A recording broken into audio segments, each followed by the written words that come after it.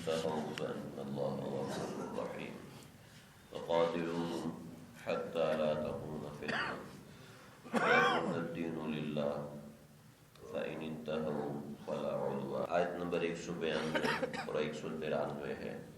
ان دونوں آیات کے اندر جہاد کی حدود بیان کی جا رہی ہیں. اللہ تعالیٰ فرما رہے ہیں وَإِنِ انتَهَوْا فَإِنَّ اللَّهَ غَفُورٌ رَحِيمٌ. پیچھے قتال کا ذکر تھا کہ قتال یہاں پر کیا جائے، یہاں پر کیا جائے. فَإِنِ انتَهَوْا، اور اگر وہ رک جائیں قتال کرنے سے اور اس کے بعد تم بھی رک جاؤ، فَإِنَّ اللَّهَ غَفُورٌ رَحِيمٌ، تو اللہ تعالیٰ معاف کرنے والے ہیں، اللہ تعالیٰ رحم کرنے والے ہیں. لہٰذا تم بھی ان پر رحم کرو، جب وہ رک چکے ہیں تو تم بھی رک جاؤ.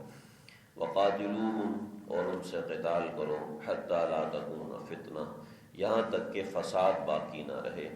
ویکون الدین، اور ہو جائے دین للہ، اللہ تعالیٰ کا.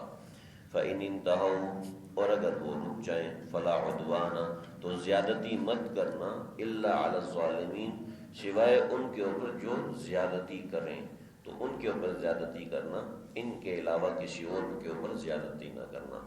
یہاں پر ایک حد کو بیان کیا گیا، آگے کچھ اور مزید حدود ہیں. الشہر الحرام بالشہر الحرام، وہاں پر انشاءاللہ آگے ذکر آئے گا. فإن انتہوا فإن اللہ غفور رحیم کے اندر یہ مسئلہ ہے کہ کوئی آپ کے سامنے لڑائی اور قتال سے رک جاتا ہے تو تم بھی رک جاؤ، کیونکہ اللہ تعالیٰ بڑا معاف کرنے والے ہیں، تو تم بھی ان کو معاف کر دو. ایسا نہیں ہے کہ انہوں نے آپ کو اتنا نقصان پہنچایا ہے، ہاتھ کاٹ دیا یا کچھ ایسا مسئلہ کر دیا، جب اس نے ہاتھ اٹھا لیے تو اب تم رک جاؤ. اب ایسا نہیں کرنا کہ تم اس کے پیچھے لگ جاؤ کہ اس نے تو مجھے اتنا نقصان پہنچایا، میں اس کو مار کے ہی رہوں گا. تو یہ کرنا غلط ہے. جو شریعت، جو میں نے کل عرض کیا تھا کہ جو لوگ کہتے ہیں کہ محبت اور جنگ میں سب کچھ جائز ہے، تو ہمارے دین نے محبت اور جنگ میں سب کچھ جائز نہیں رکھا، ہمیں ہر چیز کے اندر پابند بنایا ہے. محبت میں بھی پابند بنایا ہے اور جنگ کے اندر بھی پابند بنایا ہے کہ اگر سامنے والا رک گیا ہے تو ابھی آپ کو گولی چلانے کی اجازت نہیں ہے. سامنے والا رک گیا کا مطلب یہ ہے کہ سامنے والا ہینڈز اپ ہو گیا اور آپ کے جو کہتے ہیں زیر حراست آ گیا ہے، تو اب اس کو مارنا جائز نہیں ہے. اب وہ ہاتھ اٹھا کے آ گیا، اب اس کو تکلیف پہنچانا، جیسے ہماری پاکستانی فوج نے کیا ہے اور لال مسجد والوں کے ساتھ کہ وہ طلبہ باہر بھی نکل، بطور مثال، ایک مثال کے طور پر عرض کر رہا ہوں، بطور مثال ہے کہ اگر انہوں نے غلطی بھی کی ہے، ایسا ہے نہیں کہ غلطی کی ہے، ایک میں بات کو سمجھانے کے لیے عرض کر رہا ہوں، تو پھر ان کے ساتھ ظلم و زیادتی کرنا، ان کو مارنا اور ان کی پٹائی کرنا یہ جائز نہیں ہے. یہ تو مسلمان تھے، اگر کافر بھی ایسا کرتا ہے تو ہماری شریعت سکھاتی ہے کہ ان کے ساتھ بھی ایسا معاملہ نہ کیا جائے. حتیٰ کہ جنگ بدر کے اندر قیدی آ گئے، اور قیدی مسلمانوں کی حالت کیا تھی، انشاءاللہ آگے اس کا تفصیلی ذکر آئے گا، بہت ہی تفصیلی طور پر اس کا ذکر ہے. تو مسلمانوں کی کیا حالت تھی؟ بہت ہی خراب حالت تھی. تو وہ قیدیوں کو باندھا ہوا تھا اور سخت غصے میں تھے مسلمان کہ ہمارے پاس کچھ تھا ہی نہیں اور ہمارے اوپر ایسے حملہ کیا. تو آپ صلی اللہ علیہ وسلم نے فرمایا کہ ان کی رسیاں ڈھیلی کر دو، ان کے ہاتھوں پہ نشان پڑ رہے ہیں. تو ہمارا دین تو ہمیں جنگ کے اندر بھی محبت کرنا سکھا رہا ہے. جنگ کے اندر بھی صلاح الدین ایوبی کا جو مقابل تھا، دا ریچرڈ، اس کو لقب دیا تھا دا گریٹ، بہت بڑا آدمی، تو وہ اس کا گھوڑا زخمی ہو گیا تو وہ قتال سے پیچھے ہٹ گیا. تو صلاح الدین ایوبی نے اپنا گھوڑا بھیجا کہ اس گھوڑے پر مجھ سے جنگ کرنے کے لیے آؤ. اس نے کہا میں زخمی ہوں، تو اپنا حکیم بھیجا کہ میں تمہیں تمہارا علاج اس سے کرواؤں گا، اور اس حکیم نے اس کا علاج کیا. اس کے اپنے حکیموں کے پاس کوئی ان کا علاج باقی نہیں رہا تھا، پھر صلاح الدین ایوبی کے حکیم نے اس کا علاج کیا تھا. تو ہمارا دین تو ہمیں یہ سکھاتا ہے. اور جب ہمارے نوجوان تاریخ کو پڑھے بغیر اور یہ سیرت کو دیکھے بغیر ایسی باتیں کریں، قرآن مجید میں تو جہاد اور قتال کی باتیں ہیں، مار اور کٹائی کی باتیں ہیں، ایسا دین ہمیں نہیں چاہیے. تو بھئی اپنا نظریے کو صاف کریں. ہم وہ تھوڑی ہیں کہ جنہوں نے 60,000 لوگوں کو ایک جگہ میں قید کر کے اور زندہ جلا کے مار دیا. ہمارا دین تو مچھر کو بھی زندہ جلانے کی اجازت نہیں دیتا ہے.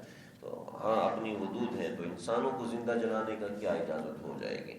اور یہ جو میں نے پہلے بھی عرض کیا کہ بڑے بڑے بم اور معصوم شہریوں پہ چلانے کی شریعت میں، کسی شریعت میں کوئی اجازت نہیں ہے۔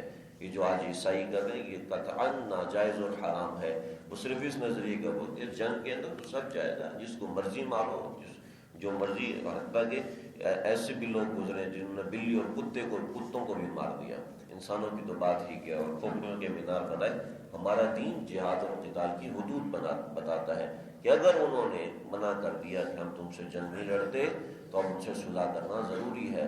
حتیٰ کہ ایسا بھی ہوا کہ ایک شہر کے اندر ایک طرف سے مسلمانوں نے حملہ کر دیا اور دوسری طرف سے انہوں نے صلح کر لی، تو حضرت خالد بن ولید ایک طرف سے فتح کرتے ہوئے آ رہے ہیں اور دوسری طرف حضرت عبیدہ بن جراح رضی اللہ تعالیٰ عنہ وہ امن و امان کے ساتھ آ رہے ہیں۔ تو آدھا شہر کے ساتھ معاہدہ تھا اور آدھا شہر کے ساتھ جنگ تھی، جزیہ لیا جاتا تھا اور دوسرے سے جزیہ نہیں لیا جاتا تھا۔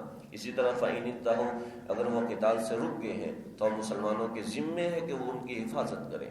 ایک مرتبہ ایسے ہوا کہ حضرت معاویہ رضی اللہ تعالیٰ عنہ کو کہیں جانا تھا تو فرمایا کہ ہم آدھے برس کا جزیہ واپس کریں گے، جسے ہم ٹیکس کہتے ہیں، آدھے برس کا ٹیکس واپس کریں گے، اور اس کے بعد آدھے برس کا ٹیکس واپس کیا اور چلے گئے۔ اہل شہر کی دھاڑیں نکل گئیں کہ یہ فاتح ہوتے ہیں، جو ہمیں مارنے آئے تھے ہم سمجھتے تھے مارنے آئے ہیں، اور ان سے بڑا بااخلاق کوئی نہیں۔ بہرحال یہ تو اور عجیب اس کے اندر چیزیں ہیں۔ وَقَاتِلُوهُمْ حَتَّى لَا تَكُونَ فِتْنَةٌ وَيَكُونَ الدِّينُ لِلَّهِ۔ اس آیت کو بہت سے جوشیلے لوگ یہ کہہ دیتے ہیں کہ ہر وقت قتال ہے۔ وَقَاتِلُوا، دیکھیں ترجمہ دیکھیں، وَقَاتِلُوهُمْ، ان سے قتال کرو، حَتَّى لَا تَكُونَ فِتْنَةٌ، یہاں تک کہ فساد ختم ہو جائے، وَيَكُونَ الدِّينُ لِلَّهِ، اور دین صرف اور صرف اللہ کا ہو جائے، ساری دنیا پر اسلام کی حکومت ہو جائے۔ نہیں، ایسا نہیں ہے، اس کا ترجمہ یہ نہیں ہے۔ ترجمہ یہ ہے، مطلب یہ نہیں ہے۔ یہ آیت نازل ہوئی تھی جزیرہ عرب کے لیے، کہ جزیرہ عرب کے اندر اللہ تعالیٰ چاہتے تھے کہ ایک احاطہ، ایک خطہ ایسے ہو جائے کہ جہاں پر صرف اور صرف اسلام کا بول بالا ہو۔ اگر کوئی شخص کافر ہی رہنا چاہتا ہے، وہ خوشی سے مسلمان نہیں ہونا چاہتا، تو اب اس کے پاس صرف ایک راستہ ہے، وہ راستہ یہ ہے کہ جزیرہ عرب کو خالی کر دے بس۔ ورنہ عام طور پہ دو راستے ہوتے ہیں۔ نمبر ایک، مسلمانوں کو ٹیکس دے اور ٹیکس دے کر رہے، اور ٹیکس اتنا نہیں ہوتا کہ آدمی برداشت نہ کر سکے۔ بطور مثال آج کل کے زمانے میں ایک برس کا ٹیکس ہے 10,000 روپے، تو یہ کوئی اتنی بڑا ٹیکس نہیں ہے ایک برس کا۔ یہ امیر کبیر آدمی کے لیے، غریب آدمی ہے تو اس کے لیے 5,000 روپے وغیرہ وغیرہ، یعنی کہ ایسا ٹیکس جو کچھ پرسنٹ کے اوپر آدمی کی کمائی کے اوپر ہوتا ہے، جو کماتا نہیں اس کے اوپر ٹیکس نہیں ہے۔ یہ شریعت کی حدود ہیں، یہ قتال کی حدود ہے۔ کتاب الجہاد جو ہے اس میں کافی بڑی تفصیل سے یہ چیزیں موجود ہیں۔ تو دو چیزیں ہوتی ہیں، یا تو ٹیکس دے کر رہے مسلمانوں کی حکومت کے اندر، اور یا پھر وہ ہے کہ اس ملک سے نکل جائے۔ یہ دو چیزیں ہوتی ہیں۔ یہاں پر ایک چیز نہیں ہے کہ ٹیکس نہیں دے سکتا، ٹیکس دے کے وہ حرم میں رہے، ٹیکس دے کر وہ سعودیہ میں رہے، اس کی شریعت اجازت نہیں دیتی۔ وہ اس آیت سے ہے، وَقَاتِلُوهُمْ حَتَّى لَا تَكُونَ فِتْنَةٌ، مسلمانوں کو خطاب ہے کہ ان سے قتال اس وقت تک کرنا ہے جب تک یہ لوگ جزیرہ عرب کو خالی کر دیں۔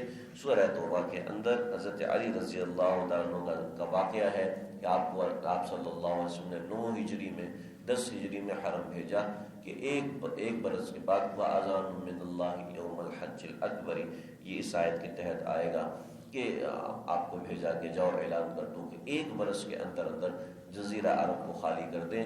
یہودی ہیں وہ مسلمان نہیں ہونا چاہتے، نہ ہو، کوئی ایسی ضرورت نہیں ہے، کیونکہ لا اکراہ فی الدین، دین کے اندر زبردستی اور جبر نہیں ہے، لہٰذا کوئی مسلمان نہیں ہونا چاہتا نہیں ہو، لیکن جزیرہ عرب کے اندر کفار کے لیے کوئی رہنے کی اجازت نہیں ہے۔ چنانچہ آج بھی یہی حکم ہے کہ عرب کے اندر کفار کو مستقل رہنے کی اجازت نہیں ہے، شریعت میں جائز نہیں ہے۔ واللہ اعلم آج بھی اسی قانون پہ عمل ہو رہا ہے۔ وَقَاتِلُوهُمْ، اس کا مطلب یہ ہے کہ ان سے قتال کرو، حَتَّى لَا تَكُونَ فِتْنَةٌ، یہاں تک کہ فساد نہ رہے۔ فساد کا ترجمہ یہاں پر یہ ہے کہ جزیرہ عرب کے اندر کفر نہ رہے۔ اگر کفر رہنا چاہتا ہے تو کسی اور ملک میں جا کے رہے، یہاں پر نہ رہے۔ یہاں پر ان کے لیے جزیے کا قانون نہیں ہے۔ وَيَكُونَ الدِّينُ لِلَّهِ، اور جزیرہ عرب کے اندر صرف اللہ تعالیٰ کا دین ہو جائے۔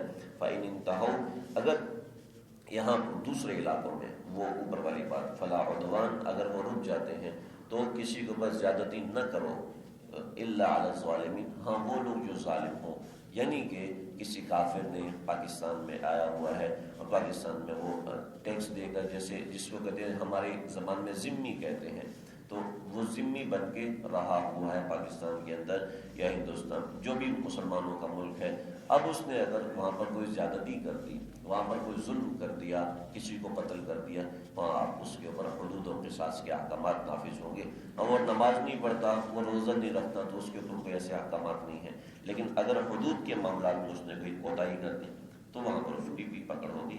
فلا عدوان الا علی الظالمین، ہاں پھر زیادتی کی جائے گی، قصاص اور حدود میں شامل کیا جائے گا ان لوگوں کو جن لوگوں نے ظلم کیا۔